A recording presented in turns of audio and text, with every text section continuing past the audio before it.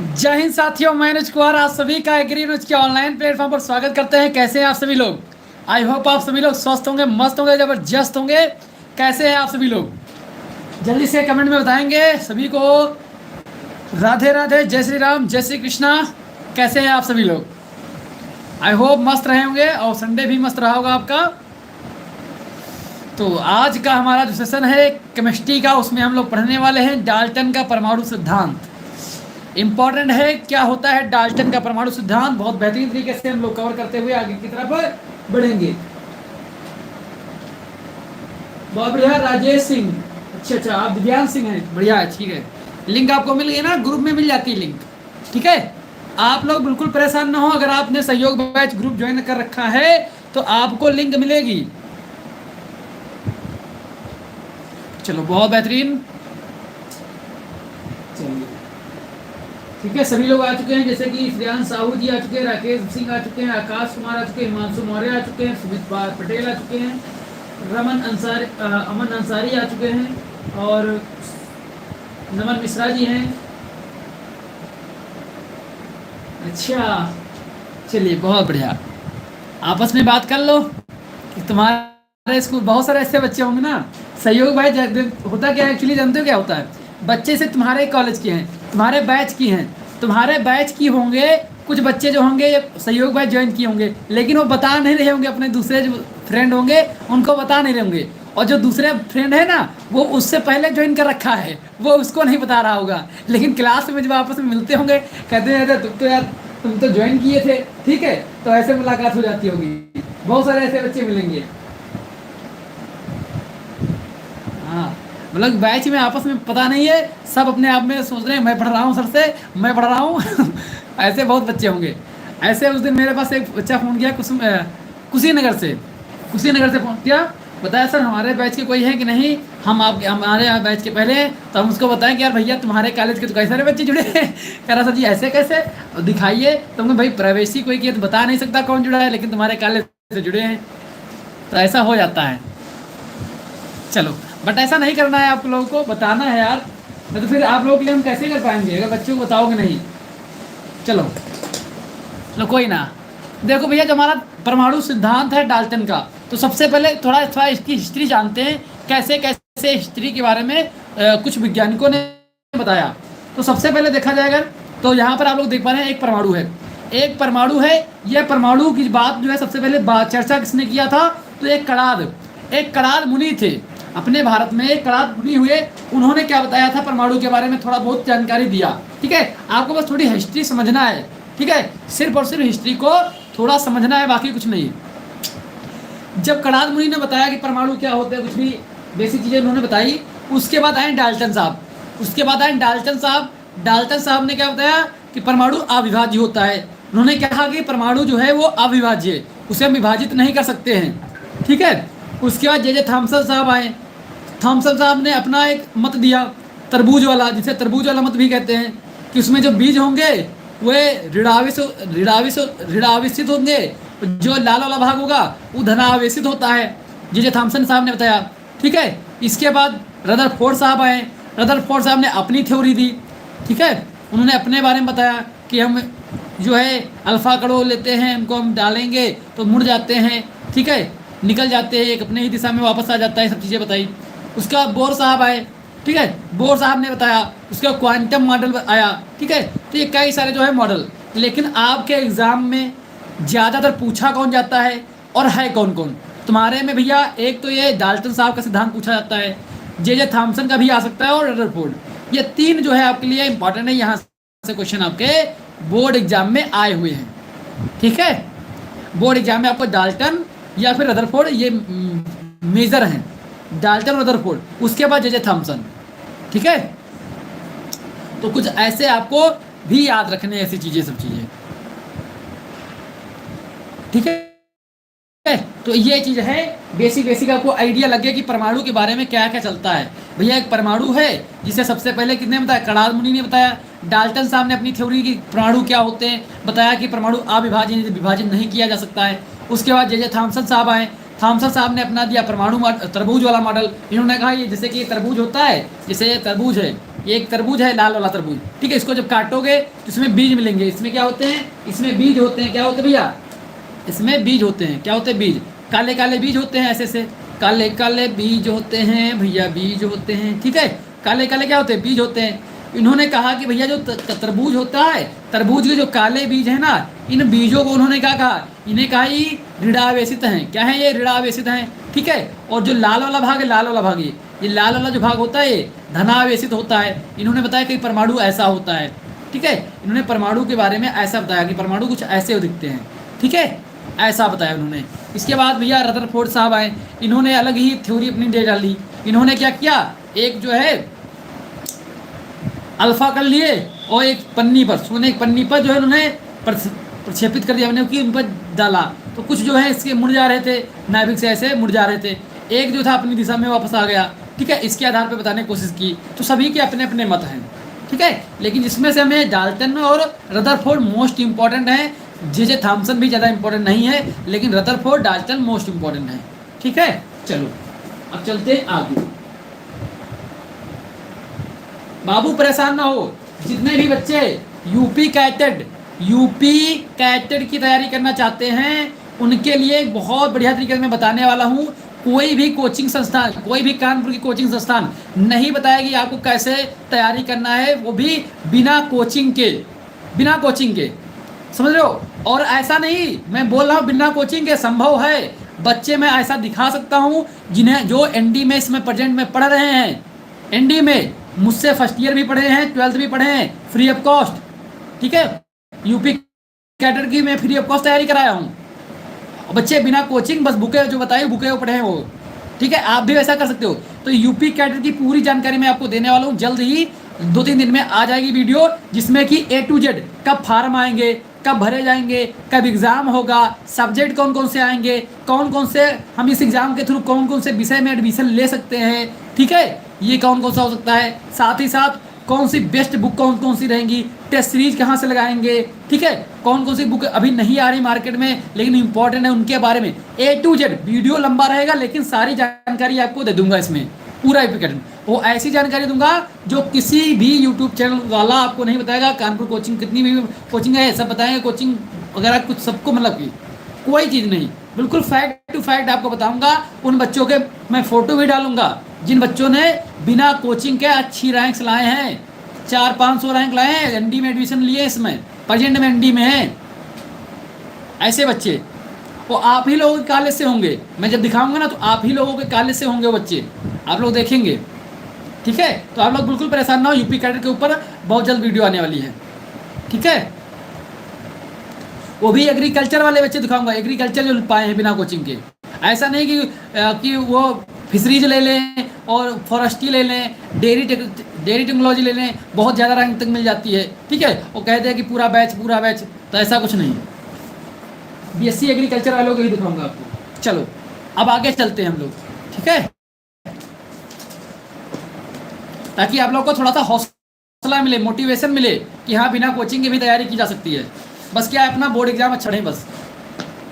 अब देखो यहाँ देखो, सिद्धांत के अनुसार जो डाल्टन का सिद्धांत था, वो सिद्धांत क्या था डाल्टन का, उसको समझते हैं कि डाल्टन ने क्या कहा। डाल्टन ने का सिद्धांत क्या कहता है भैया, ये 4 नंबर में आता है पूरा, ठीक है। पूरा का पूरा जो है 4 नंबर में आता है ये, ठीक है। मैं बोल दिया ना कि यूपी कैडर में कोई प्रश्न आपके माइंड में नहीं बचेगा। हर एक आपके मन का क्वेश्चन मैं बता दूंगा उसमें, यूपी कैडर में कोई भी, चाहे कॉलेज से हो चाहे बुक हो, हर एक चीज़ वहीं पर बताऊंगा, अभी नहीं बोल पाऊंगा। देखो सिद्धांत के अनुसार, क्योंकि उसके लिए भी मुझे तैयार करना पड़ता है ना, सब चीज़ें लिखनी पड़ती है, कि चीज़ ढूंढनी पड़ती हैं, ठीक है। ऐसा नहीं है कि आए बस बोल दिए समझ रहे हो, थोड़ी मेहनत करनी पड़ती है। उसका पहले उस पर रप्पर बनाता हूँ कि क्या क्या इसमें बताना है आप लोगों को, क्या क्या कैसे, वीडियो भी लंबा नहीं होना चाहिए, जानकारी आपको भी मिल जानी चाहिए, ठीक है। अब देखो सिद्धांत के अनुसार द्रव्य अत्यंत छोटे छोटे कणों से मिलकर बना होता है, जिसे परमाणु कहते हैं। उन्होंने कहा, ठीक है, उन्होंने क्या कहा, द्रव्य अत्यंत छोटे छोटे कणों से मिलकर बना होता है जिसे परमाणु कहते हैं। इन्होंने कहा भैया जो कोई द्रव्य है, कोई मैटर है, वो छोटे छोटे कणों से मिलकर बना होता है, जिसको हम क्या कहते हैं, परमाणु कहते हैं। और परमाणु कैसे होते हैं, अविभाज्य होते हैं। सिंपल, कुछ ना याद रखो, इतना जरूर याद रखो कि डाल्टन ने कहा था कि परमाणु अविभाज्य होते हैं, यानी कि हमारा जो परमाणु है इसे हम विभाजित नहीं कर सकते, यानी कि सबसे छोटी इकाई है हमारी परमाणु। ये डाल्टन ने कहा था। क्या, किसने कहा था, डाल्टन ने कहा था, मैं नहीं कह रहा हूँ, डाल्टन ने कहा था कि परमाणु अविभाज्य है, लेकिन प्रेजेंट में परमाणु विभाज्य है। ठीक है, तो इन्होंने, डाल्टन ने कहा भैया अविभाज्य है। ठीक, दूसरा पॉइंट समझो पहले, एक ही तत्व के सभी परमाणु आकार, भार तथा अन्य गुणों में समान होते हैं, परंतु दूसरे तत्व के परमाणु से भिन्न होते हैं। अर्थात जैसे कि रिकनेक्ट हो गया था, कोई बात नहीं, ठीक है, बीच में बफरिंग हुई है कोई थोड़ी सी, ठीक है, बट यहाँ पर मैं ये बता रहा था कि कोई एक ही तत्व, ठीक है, एक ही तत्व के सभी परमाणु आकार, कोई एक तत्व है, ठीक है, इसके जितने भी परमाणु हैं, मान लो इसे H2, ये क्या बना दिया H2, ठीक है, अब इसमें HH है, तो इनके दोनों के समान आकार होंगे, समान भार होंगे, सब कुछ समान होगा। वहीं पर अगर बात करूँ क्लोरीन, ठीक है, क्लोरीन गैस, तो ये क्या है, इसके जो है इससे और इससे अंतर होगा, यहाँ पर हाइड्रोजन और क्लोरीन में अंतर होगा, लेकिन क्लोरीन में बिल्कुल सेम होंगे। कहने का मतलब यहाँ पर इस लाइन का ये है, लाइन, हर एक लाइन का मतलब आपको पता चलना चाहिए, तभी मजा आएगा आपको पढ़ने में और हमें पढ़ाने में। मानते हो बात को? बिल्कुल बाबू, एग्रोनॉमी और आपकी जो है एग्रोनॉमी और हस्बेंड्री, इकोनॉमिक्स, जूलॉजी के खत्म होने के बाद ही स्टार्ट करेंगे। आपका 10 अक्टूबर तक इकोनॉमिक्स और जूलॉजी खत्म हो जाएगी। ठीक है, बोलो सच्चिदानंद भगवान की जय हो। 10 अक्टूबर तक आपका जूलॉजी और इकोनॉमिक्स खत्म हो जाएगा। ठीक है, थ्योरी वाला पार्ट जूलॉजी का खत्म हो जाएगा और इकोनॉमिक्स का खत्म हो जाएगा। ठीक है, बचेगा कौन कौन सा, एक एमसीक्यू का पार्ट बचेगा और निश्चित का बचेगा, निश्चित का और एक बचेगा अतिका बचेगा। लघु दीर्घ आपका समाप्त हो जाएगा। ठीक है, तो आप लोग जैसे ये खत्म कर दूंगा आपका जूलॉजी, इकोनॉमिक्स, दीर्घ और लघु, उसके बाद टारगेट क्या रहेगा हमारा, ये रहेंगे, बस ये बचेंगे। और इन लोगों को हम टारगेट कब करेंगे, इन लोगों को टारगेट हम प्रैक्टिस सेट के रूप में करेंगे। वो आप लोग टेंशन ना लें, इनकी टेंशन मेरे ऊपर छोड़ दें। ठीक है, ये मैं आपको करा दूंगा। दूसरी, उसके बाद हम क्या स्टार्ट करेंगे 10 अक्टूबर के बाद, उसके बाद हम हस्बेंड्री स्टार्ट कर देंगे, हस्बेंड्री कर देंगे। और हस्बेंड्री के साथ साथ हम लोग क्या कर देंगे, हस्बेंड्री कर देंगे, साथ ही साथ और हम कर देंगे उसको एग्रोनॉमी को, एग्रोनॉमी स्टार्ट करेंगे। ठीक है, तो आप लोग बिल्कुल टेंशन ना ले, ये भी आपका 20 से 25 दिन में ये भी दोनों समाप्त हो जाएंगे। ठीक है, उसके बाद सिर्फ एमसीक्यू निश्चित बचेंगे। इनको कराने का तरीका आपको पता ही है मेरा, प्रैक्टिस सेट के रूप में बार बार क्वेश्चन लाऊंगा, आपको याद कराऊंगा, बार बार लाऊंगा, याद कराऊंगा, बस। ठीक है, बाकी इसकी सबकी पीडीएफ आपको दे दूंगा। ठीक है, आप लोग निश्चित रहें, आप भरोसा मुझ पर किए हैं तो मैं आपको एक एक चीज़ कराऊंगा अच्छी तरीके से, ताकि आपका कोई छूटे ना। मैं इसमें पहले दीर्घ को कंप्लीट कर रहा हूँ, दीर्घ और लघु जब कंप्लीट आपका हो जाएगा, थ्योरी में मोस्टली आपको कवर हो जाएगी। उसके बाद निश्चित भी अगर आ गया क्वेश्चन तब भी आप कंप्लीट कर लोगे। एमसीक्यू निश्चित मैं आपको जब प्रैक्टिस सेट कराऊंगा, मिक्स प्रैक्टिस सेट सारे सब्जेक्ट के मिला के, तो वहाँ पर आपको कवर कर दूंगा। ठीक है, तो सब कुछ पूरा वेल प्लान है। ठीक है, कोई दिक्कत नहीं, बिल्कुल टेंशन ना लो। ठीक है, बिल्कुल परेशान ना हो, और कोशिश ये करो थोड़ा सा आप लोग, बस थोड़ा सा आपके लोगों से कॉपरेशन चाहिए। जो भी आपके जूनियर हैं, फर्स्ट ईयर क्लास 11th के जो बच्चे आपके हैं जानने वाले, उनको बच्चों को अपने सहयोग बैच के बारे में, अपने चैनल के बारे में ज़रूर बताएं एक बार, क्योंकि वो नए बच्चे हैं अभी, तो उनको भी जानकारी नहीं है इसके बारे में। तो प्लीज़ थोड़ा सा आप लोगों से सहयोग चाहिए, उन बच्चों को ज़रूर एक बार अग्रसित करें, प्रेरित करें, बताएँ। हाँ, समझ में आए तभी पढ़ें, ऐसा नहीं अगर समझ में नहीं आए तो नहीं पढ़ें। ठीक है, लेकिन अगर समझ में आए तो बच्चे ज़रूर पढ़ें, एक बार आप लोग कोशिश करिएगा। ठीक है, क्योंकि यूट्यूब पे क्लासेस चल नहीं रही हैं, इस कारण बता रहा हूँ आपसे, तो आप थोड़ा सा हेल्प करिए मेरी। अब देखो दूसरा क्या है, भिन्न भिन्न, क्या बोला है, भिन्न भिन्न तत्वों के परमाणुओं का भार भिन्न भिन्न होता है और उनके गुण भी भिन्न भिन्न होते हैं। भिन्न भिन्न तत्वों के परमाणुओं का भार, जैसे कि यहाँ पर देखा जाए, अगर ऑक्सीजन का ले लें, ऑक्सीजन का ले लें और क्लोरीन का ले लें, तो भैया ये क्या है, भिन्न तत्व है। इसका परमाणु भार कितना होता है, 16 होता है कि नहीं होता है। क्लोरीन का कितना होता है, 35.5 होता है। तो भिन्न हुआ कि नहीं हुआ, भिन्न भिन्न होता है। और इनके गुण भी भिन्न भिन्न होते हैं। इसका गुण कुछ अलग होगा, इसका गुण कुछ अलग होगा। आई बात समझ में। ये सब प्रैक्टिकली मैंने आपको जो समझाया है ना, वहां पर लिखना चाहो तो उदाहरण के तौर पर लिख सकते हो कि उदाहरण, ऑक्सीजन का परमाणु भार 16 होता है, क्लोरीन का परमाणु भार 35.5 होता है। इस कारण इससे स्पष्ट होता है कि भिन्न भिन्न होते हैं। ठीक है, ऐसे बढ़ा चढ़ा के लिख सकते हो यार। ठीक है, कोई जरूरी हर एक चीज लिखी जाए, ये समझाने की चीजें हैं। आपको समझ में आया, इसको आप वीडियो देखते जाओ, बढ़िया नोट्स बनाओ, बाद में इसको ऐड डाउन कर लो। ठीक है, चलो। मैं कभी नहीं कहता हूं कि आप हमारे नोट्स बनाएं, मैं आपको फिर बता रहा हूँ नोट्स बनाने का तरीका क्या है। आपको जो मैं नोट्स दे रहा हूँ, ये नोट्स प्लस जो भी आपके स्कूल के टीचर हैं, वो भी एक लर्नेड पर्सन है, जानकार पर्सन है। अगर वो आपको कुछ पढ़ा रहे हैं, कुछ चीज़ ऐसी मिल गई जो लगता है हाँ बहुत नई चीज़ है, जो हमें हो सकता है मुझसे छूट गई हो, अच्छी चीज़ मिल गई है, तो उनका भी पॉइंट इसी अपने नोट्स में, जैसे मेरा नोट्स जो बनाया है इसको नोट डाउन करोगे ही, उसमें जगह छोड़ कर रखो। जो अगर टीचर तुम्हारे पढ़ा रहे हैं कुछ नया मिल गया तो उसे भी उसमें नोट डाउन कर लो, ताकि ना हमारा नोट्स ना टीचर का नोट्स होगा तुम्हारा, क्योंकि उसमें तुम्हारा माइंड लगा है। दोनों जगह से हमें क्या सेलेक्ट करके क्या लिखना है, तो अपना नोट्स, तब तुम कहोगे क्या ये मेरा नोट्स है, ना कि एग्री सर का नोट्स है। That is your notes. Good my point. तो अपना नोट्स बनाना है। ठीक है, चलो, क्योंकि हर एक बंदा कुछ ना कुछ नॉलेजेबल पर्सन है, वो कुछ ना कुछ आपको देगा, और कॉलेज जाया जरूर करो। ठीक है, चलो देखो नेक्स्ट क्या है। किसी अणु में भिन्न परमाणु का संयोजन निश्चित अनुपात से यौगिक बनते हैं।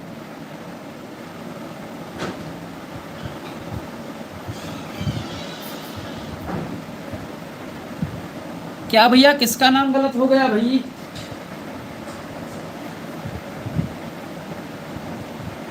सुमित पटेल जी, कृषि सब्जेक्ट का नियम सही लिखो। किस सब्जेक्ट का नाम गलत है? मैंने तो इस पर वो भी नहीं डाला अभी तक, टाइटल भी नहीं डाला है वीडियो पर। चलो, अगर कहीं हुआ हो भाई सही कर लेना, अगर मेरे में हो, और किसी से कह रहे हो तो कोई बात नहीं। अब देखो, किसी अणु में भिन्न परमाणु का संयोजन निश्चित अनुपात में यौगिक बनते हैं। वही बात, जैसे कि क्या था, H2O जो बनता है तो कोई निश्चित अनुपात होगा तभी बनेगा। ठीक है, तभी बनेगा ना, तो आप लोग को पता है, तो वही यहाँ पर है। नेक्स्ट क्या कह रहा है? नेक्स्ट कह रहा भैया, परमाणु को ना नष्ट किया जा सकता है और ना ही उत्पन्न किया जा सकता है। क्या कहा गया है कि जो हमारा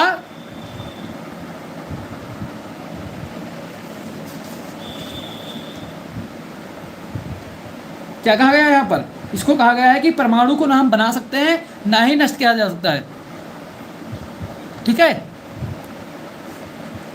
तो यहाँ देखो उदाहरण के तौर पर 2H2O प्लस O2 से H2O बना, तो इसमें क्या बोला गया? ना तो परमाणु को नष्ट किया गया ना बनाया गया। भैया परमाणु क्या था यहाँ पर ये परमाणु, तो वो तो ऐसे ही, इनको नष्ट तो नहीं किया गया है और ना ही कोई नया बनाया गया है, उन्हीं को उनके रूप बदले गए हैं। यानी कि रूप बदला जा सकता है, ना तो पुराना बनाया जा सकता है, ना उसे नष्ट किया जा सकता है, ना उसे नया बनाया जा सकता है। ठीक है, बस नष्ट किया जा सकता है, सॉरी वो रूप बदला जा सकता है।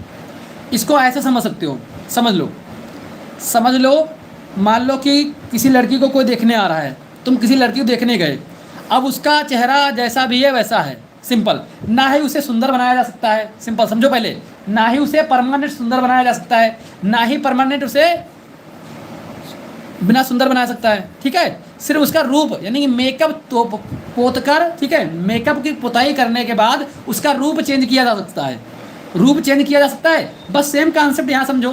परमाणु ना तो नष्ट किया जा सकता है, ना ही बनाया जा सकता है, सिर्फ उसका रूप चेंज कर दिया गया है। आपके सामने सिर्फ रूप चेंज हुआ है। तो यहाँ पर हाइड्रोजन है, ऑक्सीजन है, इन दोनों से मिलकर रूप ही तो चेंज हुआ है, कि कहीं चेंज हुआ कुछ और? परमाणु तो चेंज नहीं हुआ, परमाणु ना तो बनाया गया है ना ही नष्ट किया गया है, सिर्फ उसका रूप चेंज हो गया है। यहाँ पर आई बात समझ में? तो ये चीज ध्यान रखना कि ना तो बनाया जा सकता है ना ही नष्ट किया जा सकता है, सिर्फ रूप चेंज किया जा सकता है उसका। हाँ मेकअप। चलो ब्यूटी पार्लर द्रव के अविनाशता के नियम का पालन करता है। अब देखो ये क्या किसका पालन कर रहा है, द्रव की अविनाशता के नियम। द्रव का अविनाशता के नियम हम लोग क्या पढ़े थे, याद करो रासायनिक संयोग में, तो उसका ये पालन कर रहा है, यहाँ पर उसका ये पालन कर रहा है, ये चीज आपको ध्यान रखनी है। नेक्स्ट देखो सिद्धांत की कमियां, कौन कौन सी कमियां आती है इसमें, इसको समझते हैं हम लोग, कौन कौन सी कमियां आ जाती हैं इसमें, इसको समझे। परमाणु अविभाज्य ना होकर विभाज्य है। देखो कमियां कैसे लिख सकते हो, जब डाल्टन साहब ने चीज़ बता रहे थे, ठीक है, उस समय के हिसाब से उन्होंने जो समझ में आया वो बता दिया, लेकिन उसके बाद कुछ और साइंटिस्ट हुए, ठीक है, और साइंटिस्ट जैसे जे थॉमसन जी भी हुए, रदरफोर्ड जी हुए, तो जस्ट डाल्टन के बाद कौन आया, जे थॉमसन जी आए।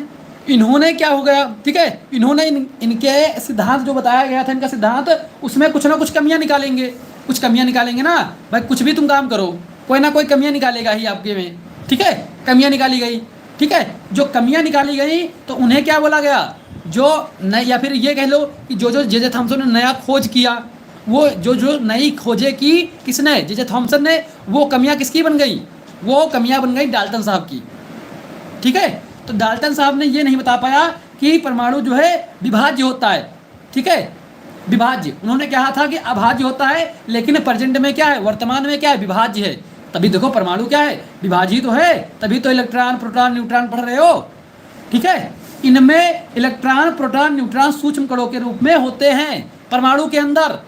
ये पहले डाल्टन साहब को नहीं पता था, वो तो बाद में पता चला कि इसके अंदर भी कुछ है,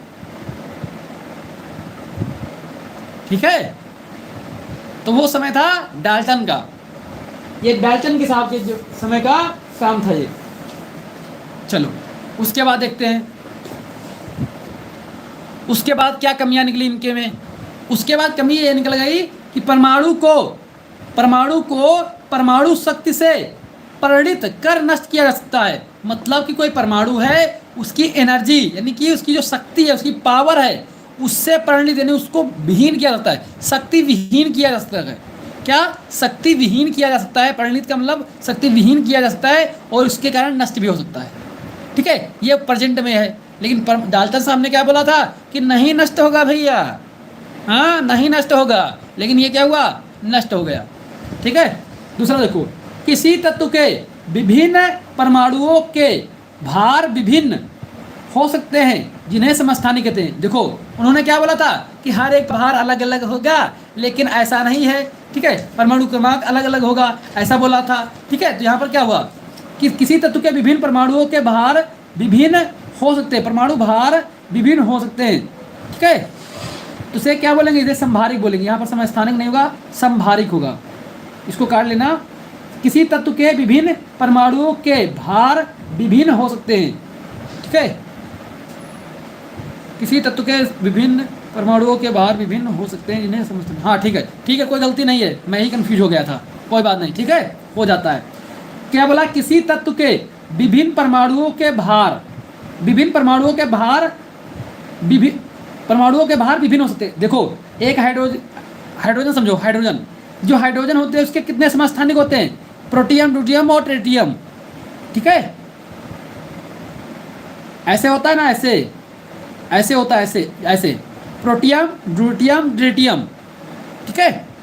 अब देखो ये क्या समस्थानिक, इनका परमाणु क्रमांक 1 है, इसका भी परमाणु क्रमांक 1 है, इसका भी परमाणु क्रमांक 1 है, लेकिन इनके परमाणु भार जो है अलग अलग हैं, इनके भार जो है अलग अलग हैं, है कि नहीं है, ठीक है। तो यही कहा गया था, उन्होंने क्या कहा था कि जिनका परमाणु क्रमांक जो एक सेम होगा, ठीक है, उनका परमाणु भार भी सेम होगा, हर एक का अलग अलग होगा। लेकिन यहाँ पर क्या है, परमाणु क्रमांक सेम है, परमाणु भार अलग अलग है, ठीक है। तो वही बात है, किसी तत्व के विभिन्न परमाणुओं के भार विभिन्न हो सकते हैं जिन्हें समस्थानिक हम कहेंगे, ठीक है। कंफ्यूज नहीं होना इस लाइन में, क्योंकि मैं खुद कंफ्यूज हो गया था इसमें अभी, ठीक है। चलो आई बात समझ में। नेक्स्ट देखो, नेक्स्ट क्या है, नेक्स्ट है तत्व परस्पर संयोग कर अणु बनाते हैं। तत्व परस्पर संयोग कर अणु बनाते हैं, क्या बनाते हैं, तत्व परस्पर संयोग करके अणु बनाते हैं। जब तत्व आपस में मिलते हैं, संयोग करते हैं, तो अणु का निर्माण करते हैं। ये चीज़ मैं आपको पहले ही बता चुका हूँ, ठीक है। तत्व जब मिलते हैं तो वो क्या बनाते हैं, अणु बनाते हैं। क्या बनाएंगे, अणु बनाएंगे। चलो बढ़िया। तो ये तुमको पूरा जो है डाल्टन के सिद्धांत में लिखना होगा। 4 नंबर में आता है, आपको बस इतना ही लिखना है, इससे ज़्यादा आपको नहीं लिखना है, ठीक है। इससे आपका काम हो जाएगा। 4 नंबर में डायरेक्ट क्वेश्चन आता है, डाल्टन का परमाणु सिद्धांत लिखिए और प्लस कमियाँ। कमियाँ भी पूछ ली जाती हैं, 2 नंबर में पूछ लिया जा सकती है आपकी कमियाँ कौन कौन सी थी, ऐसा भी आ सकता है।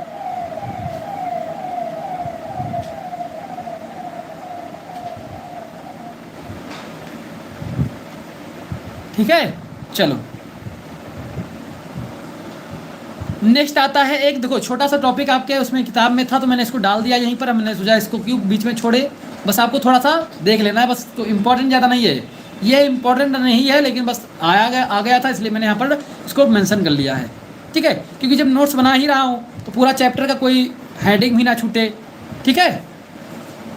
आई बात समझ में। इसलिए डाल्टन का आंशिक दाब का नियम ये क्या कहता है, डाल्टन का जो आंशिक दाब का नियम है। हाँ भैया पुलिस आ गई बाहर पुलिस आ गई है, आपको सायरन की आवाज़ आ गई है, ठीक है। चलो पढ़ लो, पुलिस आ गई भैया, पढ़ लो। देखो, स्थिर ताप पर किसी निश्चित आयतन वाले पात्र में रखे गैसों के मिश्रण का कुल दाब घटक गैसों के आंशिक दाबों के योग के बराबर होता है। कहने का मतलब है यहाँ पर,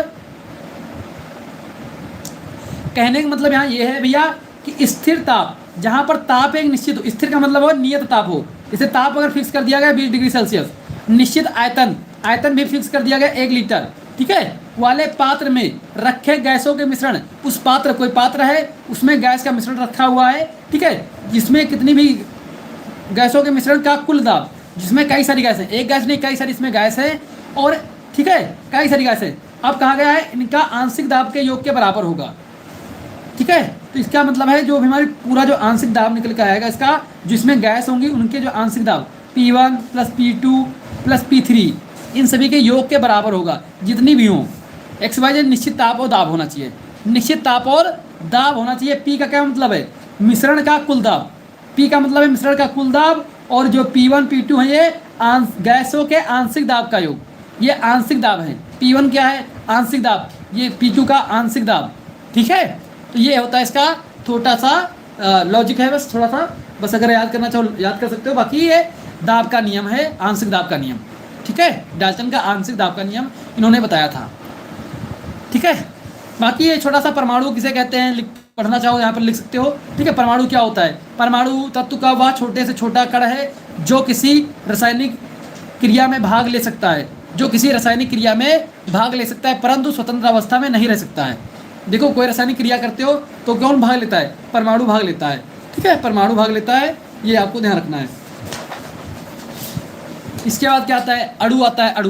अणु क्या होते हैं, अणु किसी तत्व अथवा यौगिक का वह छोटे से किसी तत्व, आई बात यहाँ पर क्या आ गई है, किसी तत्व या यौगिक, यहाँ पर तत्व और यौगिक का वह छोटे से छोटा कण जो स्वतंत्र अवस्था में रह सकता है तथा उनमें तत्व अथवा यौगिक के सभी गुण विद्यमान होते हैं, ठीक है। बस एक छोटी सी डिफिनीशन है यहाँ पर, बाकी मैं इसको आगे कराऊंगा इसलिए इस पर ज़्यादा फोकस नहीं कर रहा हूँ।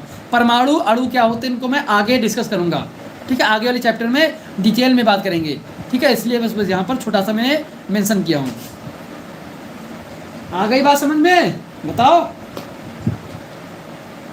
चलो COT के बारे में बाबू अभी तो मैं कुछ प्लान नहीं किया हूँ, हालांकि एग्रीकल्चर में सोचा हूँ, एग्रीकल्चर में आपको बताऊंगा कैसे करना है। और दूसरा जो बायोलॉजी की केमिस्ट्री की बात है तो मैं आप लोगों को 2 चैनल बताता हूँ हमेशा, एक COT के लिए एक रोजगार विथ अंकित RWA चैनल है, ठीक है। यहाँ से आप बायोलॉजी केमिस्ट्री कंप्लीट कर सकते हैं, या फिर एक खान सर का है, खान सर COT के नाम से, ठीक है, खान सर वही पटना वाले, उनका COT का बैच चलता है। ये लोग जो है लगभग 400 रुपये में पूरा बैच आपको दे देते हैं, आराम से अपनी तैयारी कर सकते हो बायोलॉजी केमिस्ट्री की। एग्रीकल्चर के लिए मैं आप लोगों के लिए हमेशा तैयार हूँ। बस क्या है, अगर आप लोगों का ये सहयोग बैच में सहयोग रहा, क्योंकि सहयोग बैच में आप लोग मुझे सपोर्ट कर दोगे तो जो इक्विपमेंट जो ज़रूरतें मेरी हैं वो पूरी कर लूँगा, ठीक है। उसके बाद में आप लोगों के लिए मैं फिर वही, ठीक है, 150 रुपये में स्टार्ट हो जाएगा अपना बस लाइट खर्चा और यही सब खर्चे निकालने हैं बस।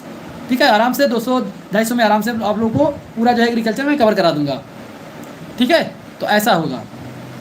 बस क्या है, अगर सहयोग बैच में बच्चों ने सहयोग किया तब, क्योंकि आगे का कुछ उसमें क्या होता है ना, सीयूटी के लिए मुझे एमसीक्यू टाइप कराने होंगे, पीपीटी तैयार करवानी होंगी, कई सारे उसमें काम कराने पड़ेंगे सीयूटी में, क्योंकि इतना सीयूटी के लिए मैंने लिखने में बहुत दिक्कत हो जाएगी मेरे लिए, समझ रही बात, इसलिए कुछ ज़्यादा हो जाएगा उसके लिए। बाकी मैं आपको बुक बता दूंगा एग्रीकल्चर की बुक बता दूंगा। ठीक है, अगर आप बुक से तैयारी करना चाहो बुक से अपनी तैयारी कर लेना। ठीक है, तो आप बिल्कुल टेंशन ना लें, आप लोगों के लिए मैं बिल्कुल खड़ा हूँ, जितना मुझसे हो सकता है उतना मैं करूँगा। ठीक है, अब डायरेक्ट जब आप कहो कि स्मार्ट बोर्ड होना चाहिए आपके पास, सर मुझे इससे लिखा हुआ आपका समझ में नहीं आता है, तो भैया वो कहाँ से कर पाऊँगा, वो कहाँ से कर पाऊँगा, तो मेरी पास इतनी क्षमताएँ नहीं है। ठीक है, जितना मुझसे हो सकता है वही कर पाऊँगा भाई, और पहले से मैं कह नहीं सकता कि हाँ मैं करूँगा ही। ठीक है, एग्रीकल्चर की मैंने आपको बता दिया। बस क्या है, अगर सहयोग बैच में बच्चे हो जाते हैं, ठीक है, अगर बच्चे हो जाते हैं 250-300 तो कोई दिक्कत नहीं। मेरे इक्विपमेंट्स जैसे लैपटॉप है, सबसे ज़रूरी क्या है, लैपटॉप, पेन टाइप तो मैंने व्यवस्था कर ली है। लैपटॉप की सबसे ज़्यादा नीड है कि लैपटॉप होना चाहिए। ठीक है, उसके लिए, क्योंकि लिखने में ज़्यादा समय व्यस्त होता है, एक बार लिख दिया पढ़ा दिया ख़त्म हो जाता है। ठीक है, और उस समय इतनी गर्म होती है ना, तो फ़ोन भी हीट करने लगता है, बहुत ज़्यादा गर्म होती है, तो फ़ोन भी हीट करने लगता है। लैपटॉप से आराम से छत पे बैठ गए, खुले में पढ़ा दिए, क्या दिक्कत है, आई बात समझ में। तो ये सारी चीज़ें होती हैं। बस यही है कि आप लोग बस सहयोग बैच में मुझे सपोर्ट कर दिए हैं, तो आप लोगों के लिए मैं तैयार हूँ, कोई दिक्कत नहीं है। बस अपने दोस्तों यारों जो भी हैं आपके, बस आप उन्हें जोड़ते जाएँ बस, क्योंकि आप लोगों का बस थोड़ा सहयोग, ज़्यादा नहीं, आपके रिचार्ज से कम का सहयोग है, ये समझ लो।